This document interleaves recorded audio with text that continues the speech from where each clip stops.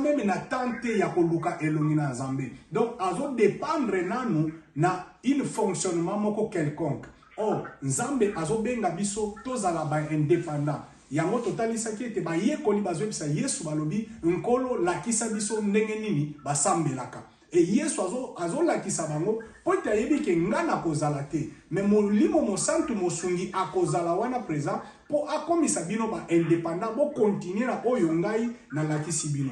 Et lelo na kati na l'église tozomona ete batu bazo yekola te bazali captivé. Donc bazo dépendre maintenant na mutu moko. Na ute ko pesa exemple koloba tozongi kaka lokola na église catholique ndenge bandeko balobaka Mama Maria sambela pona biso. Donc biso pe lelo koma kaka pasteur bondela pona ngai, papa bo sambela pona ngai, mais ye moko azozwa ta ya ko sambela te. Même lelo tozoloba awa to uti ko benga bato ebele na tongo lelo pona libondeli. Sere zala na biso na ligne, sere to bondela na mususu akeko teka, mususu akeko kanga suki, mususu akeko sala musala na ye, mususu akebo. Donc mais bato wana bazotinda biso to sambela pona bango. Bango moko baza disponible. Donc bazo dépendre nanu na bato mususu. Or un vrai chrétien akoyi ko dépendre et pas na mutu te to dépendre kaka pas ya nani ya Nzambe. Alors na deuxième partie nango to ayaki kolobela sur l'indépendance ya parole de Dieu. Moi na Nzambe il faut luka azwa indépendance na kati ya parole de Dieu. Atala kaka oyo balobi oyo pasteur ateité mais atala oyo maloba na Nzambe sa nini elobi. Batalisa kibiso kolandisama ya bandeko oyo ya église ya Béré. Tozwaki na mukanda na Actes des Apôtres chapitre 17 verset 11. Actes des Apôtres chapitre 17 verset 11 bazotalisa biso deux types ya bandimi. Tozana bandimi oyo na bandimi ya Béré. Et kuna esika batalisa kibiso les vrais chrétiens baza ba chrétiens oyo tangwa yoki liloba na Nzambe il faut aluka kende ko sa nini akende ko vérifier yango. Moi na Nzambe il faut azala na capacité ya ko vérifier est-ce que makambo pasteur alobi eza vrai to eza faux. Or na kati na ba verset wana lelo na lingana lobela moi eloko moko ya mukie kaka na kati na même idée wana donc na kobima na idée wana te mais na kati na idée wana kaka na pesa ki verset moko ya Jean chapitre nango na lobaki 6 mais zaki 6 te j'ai bien vérifié ezaki chapitre 8 verset nango 32 et toko mekempe kozwa verset wana pona mekempe ko évoluer mukie Jean chapitre nango 8 verset nango 32 ndeko moko atangeli biso moni supenozo sala mo pasi to comment les amo pasi. Je dis ce que j'ai vu chez mon père et vous faites ce que vous avez attendu de la part de votre père.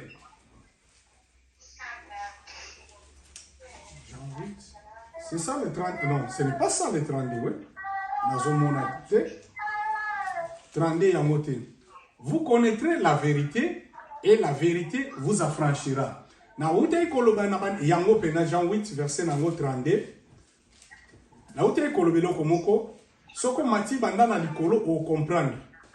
Awa Yesu Christ azobi sa ba juif et il dit aux juifs qui avaient cru en lui, si vous demeurez dans ma parole, vous êtes vraiment mes disciples.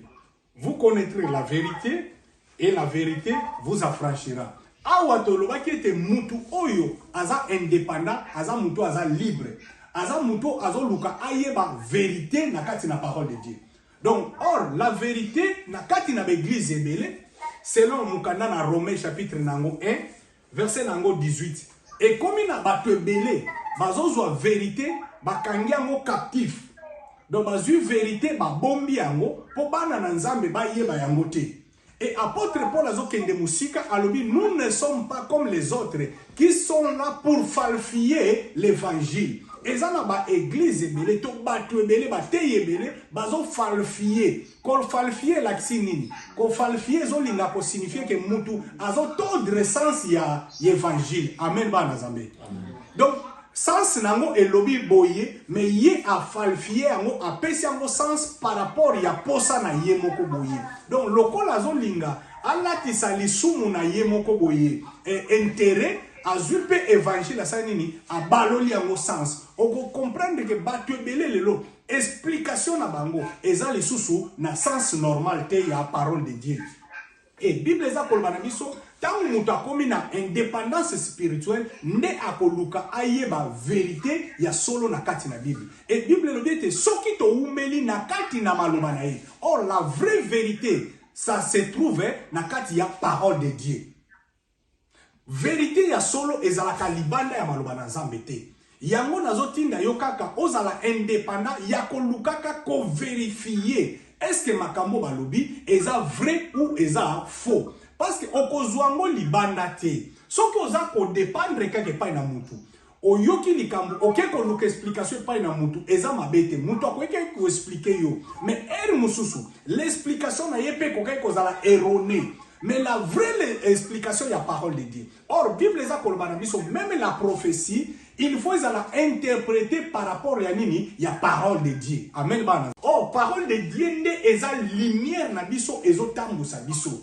Bible les a kokende musika kolbete la parole de Dieu n'est la lampe sous les pieds ya bana na Nzambe. Donc tango zo tambola mwinda na yo neza nini liloba na Nzambe. Esika wapi olingaki okweya, esika wapi olingaki ozonga sima, esika wapi olingaki kobeta libaku, mais soki otangi na maloba na Nzambe to zongi na vérité ya maloba na Nzambe ndoko ya ko comprendre que na salaki mabe to na lingai na sala mabe. Or Bible dit quand vous connaîtrez la vérité, vous serez affranchi. Mutu aza affranchi, aza mutu aza libre.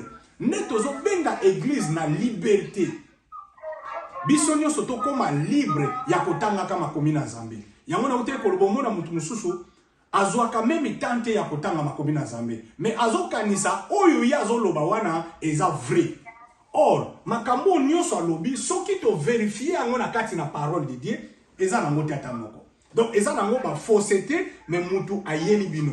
Or Bible lobi soki to umeli toko demeurer na ba discours vanité. Mais si vous demeurez dans ma parole, si vous demeurez dans ma parole, et vraiment na tangu wana oumeli na kotanga liloba na Nzambe, ndeko comprendre que makambo na zoloba ezali ya solo. Amen église.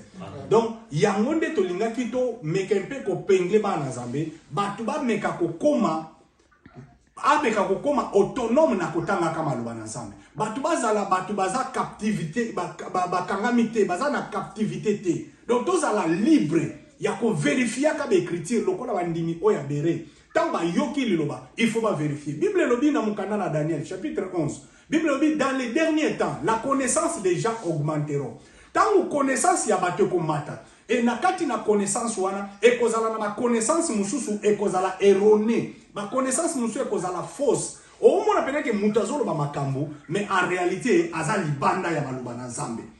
Et ceux qui ont vérifié étaient au moins que otikali na connaissance moko boye eza ya mabe. Parce que les autres ont même pas serviteur de Dieu. Oyo biso tozali. Muntu pena zo tambula na ye. Mais makambo zoloba eza na ngwa faux. Et puis avant de liwana azo bimisa pe ba verset biblique azo pesa. Yango na ebisaka bandeko. Faut faire attention bana na Nzambe. Landanga malamu place ozali. Il faut faire attention. Liloba na Nzambe nyonso te ezalaka oui et amen. Même ici, ils ont écriture. Parce que ils ont écriture mususu. Ils ont un double sens. Il faut faire attention. L'écriture mususu, ils ont un double sens. Nous avons un exemple, belé à couper sa biso temps et que penako ezo bomabiso par rapport à respecter ma temps. Mais il faut to lukato e ba vérité yangonde mutu eza malam. Or Bible le dit si mon peuple périsse parce qu'il manque la connaissance. La connaissance c'est ça la base ya vie chrétienne ya mutu. Mutu aza na connaissance te ya makambo azo sala, azo mema maka lokola mupepe. Na ute ko meka ko expliquer biso ngo mikole l'équipe na ko bandela te. Mutu azangi connaissance, ne mutu wana bakozwa ye, batie wana basokoli ye, bazulu balongoli bilamba, batie mai babandi ko sokola ye. Parce que eloko nini ezokomisa mutu tina niveau wana, babanda ko pakulo ba mafuta, ba meliso ba bido ba mai, manque ya connaissance. Manque ya connaissance ne mute salobon parce que mutu azoya wana azoya pena ba verset biblique. Bien aimé, Bible lobi na mukanda na Nzambe na Matthieu chapitre 4. Bible za koloba bo Yesu tango azokutana na Satana likolo na ngomba, le problème ezalaki il est écrit et il est aussi écrit. Amen ba Nzambe. Amen. Et le problème ezalaki il est écrit et Christ alobi il est aussi écrit. Donc il faut moi na Nzambe akoma na capacité ya koyeba ko répondre que il est aussi écrit. Parce que le diable est envoyé, il bossa Yesu, alobi na ye, mi buaka, ba ange ba osa nini, ba kosimba yo. Alobi zwa libanga oyo komisa mo lipa, osala nini, olia. En réalité, makambo satan azolo besa nini, ekomami. Mais il faut, Jésus-Christ c'est là, il est aussi écrit. Il faut moi dans Nzambe. A comment la capacité y a pour répondre par rapport aux Écritures. Tout le monde même dans l'église, si nous sommes autres, l'église, le témoin de Jéhovah. Vous verrez des enfants défendre l'évangile. Mais biso na kati na l'église na biso, okocha mama moko mukolo, ochepe na papa moko mukolo wana, oche na mutu asambe na kate, ayebite akobandela wapi, akosuksela wapi. Parce que na mutu na ye, ayebi ate écriture mon côté. Donc ayebi ate écriture mon côté na vie na ye. Ayebi ate écriture mon côté na vie na ye. Donc bato ndengwana ne bato bazoboma musala na Nzambe. Ne bato ndengwana baza lokola ba brebis perdu o bazo tambula bitambola tambula. Donc côté nyoso ba omema sanini akei parce que azo yeba te. Pasteur ate ya boy ya memami baloba boy ya kei kuna bazo tiela batu mafuta amemami kuna bazo sala boy ya kei kuna séminaire nini ya délivrance nini boy akei. Donc mutu azo yeba position na yete pona nini azo mi yeba te. Or la vérité soki tolobi to kende na kati ya vérité ko luka koyeba solo la vraie vérité tozana mona mukana na 1 Jean chapitre 5 verset 20. Chapitre 5 verset 20. En tout cas, tu me kempe ko zala mwamba parce que zana ngo verset asuka kozo pesa poto ke na biso na kosilisa makambo belé akolobezali mais tozana mukana na 1 Timothée chapitre 3. Ce n'est pas Jean, c'est 1 Jean. Ndeko azui akon ko tangela biso 1 Jean chapitre 5. 1 Jean chapitre 5 verset 20. Totangi na komona Yesu. Bible dit, nous savons aussi que le Fils de Dieu est venu et qu'il nous a donné l'intelligence pour connaître les véritables. Et nous sommes dans les véritables en son Fils Jésus-Christ. C'est lui qui est le Dieu véritable et la vie éternelle. Est-ce que tout le monde y a un mot? Donc, bateau, ba moni angote ba koyi ko luka malembe eza livre ya 1 Jean chapitre 5 verset 20. Eza 1 Jean chapitre 5 verset 20. Ah bazo tali sabiso le véritable Dieu. Donc ceux qui ont luka solo, toza na kati na solo. Oh le vrai là, c'est Jésus-Christ. Oh na kati na évangile et là on a appelé le verset 1. Quand on sabatu ke tant tozo luka toza la indépendant. Ya to yeba maloba na Nzambe. Biso na kati ya bo solo ya parole de Dieu. Donc la vraie évangile c'est Jésus-Christ. Donc tout enseignement oto kokai ko pesa l'église oyo. Enseignement nyonso kokai ko ya liboso to sima, il faut to parler mo kaka na ko mwana ni ya Yesu Kristo. C'est lui le véritable Dieu. Et na verset oyo netali sakabiso ke en réalité Yesu Kristo azana ni Nzambe. Bien aimé, tout le monde to comprendre. Ce qu'on comprend en français, nous savons aussi que le Fils de Dieu est venu. Ah, parce que là, Jésus Christ ayaki est venu et qu'il nous a donné l'intelligence. Parce que makambo yo yakoyeba solo ezo senga bato yo bazana intelligence. Ce qu'on a l'intelligence pe sagesse bien aimé et kozala yo pasi yakoyeba kanga ko peka téléphone et kozalo pasi yakoyeba kosale la Nzambe. À l'intelligence pour connaître les véritables.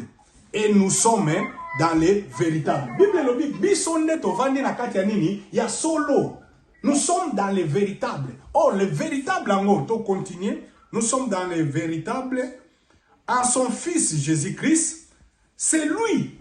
Son Fils Jésus-Christ, c'est son Bible le dit, son Fils, c'est lui qui est le Dieu véritable. Qui est le Dieu véritable ici, c'est qui? Son Fils Jésus-Christ. Donc Jésus-Christ, il est le Dieu véritable. Si vous montez à tout n'importe question, est-ce que Jésus-Christ a Nzambe? Peut ce verset où? Hein, Joe? Si quelqu'un te demande que Jésus-Christ est Dieu, donne-lui ce verset ici. Bible nous dit, c'est lui qui est le Dieu véritable. Qui est le Dieu véritable? C'est qui? C'est Jésus-Christ, qui est le Dieu véritable. C'est ça la vérité et la vie éternelle. Jésus-Christ ndaza nzambe ya solo oya kela likolo pe na se. Donc l'église fa comme na dimension ya koyeba solo. Or solo to vérité ba bomba kangote. Mais lelo na kati na l'église biso moko nanu tozo luka koyeba vérité te toyeba Yesu Kristo. Or Bible za koloba na biso soki toyebi Yesu na entière na ye ne sika vie na biso ko sa nini échanger. Parce que le plus important, il y a qu'on connaître Jésus-Christ comme Seigneur et Sauveur. C'est ça notre véritable nakatina bomo na biso. Donc, et là on dit to linga to exhorter biso na tongo na lelo kozala indépendant ko luka ko yeba maloba na Nzambe na kati na yango na vérité na yango. Et mutu mususu akokai ko bomba vérité, mais yo ba bombela yo yango te. Vérité vandi wapi na kati na Yesu Kristo. Et vandi libanda ya Yesu te. Donc makamu nyonso bakoyela yo. Prière nyonso eko salama. Enseignement nyonso eko pesama. Nyonso fo ezala na kombo ya nani? Na kombo ya Yesu. Donc libanda ya kombo ya Yesu, vérité moko ezate. C'est ça. Mutu oyo azo dépendre kaka na Yesu Kristo, azo dépendre na kati ya liluba na Nzambe. A dépendaka na connaissance ya batu mususu te.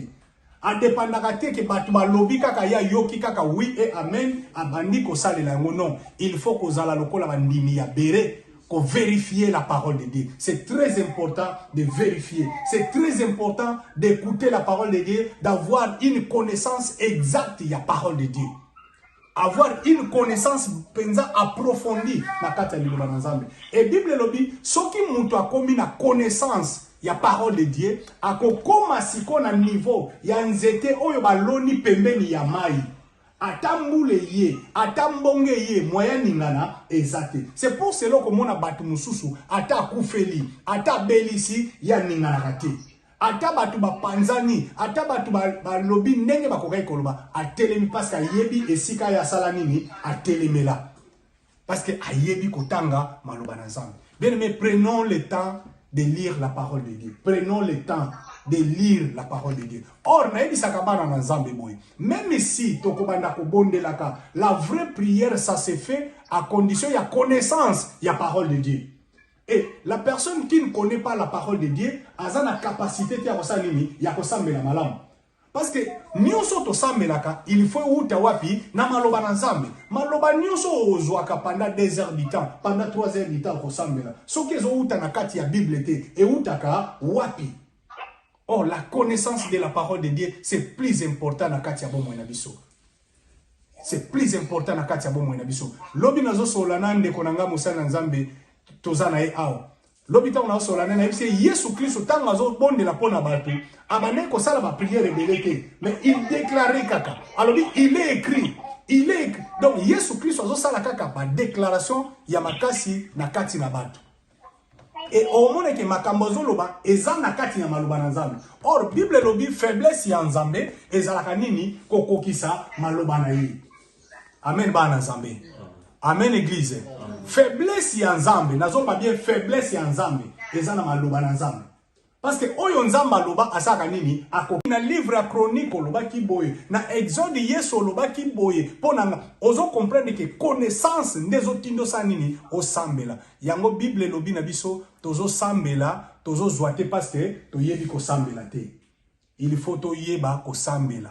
Donc il faut to luka l'indépendance en autre wapi na kati ya liluba na Nzambe. Oko sambela malamu soko yebi maloba na Nzambe malamu. Tika nkolo Yesu apambola biso o ezalaki exhortation na biso ya tongo na lelo ekokai kozala yangwana esika tozali tozongi suna prière pona kokende kosilisa na biso prière na biso ya tongo na lelo ya dimanche ya lelo.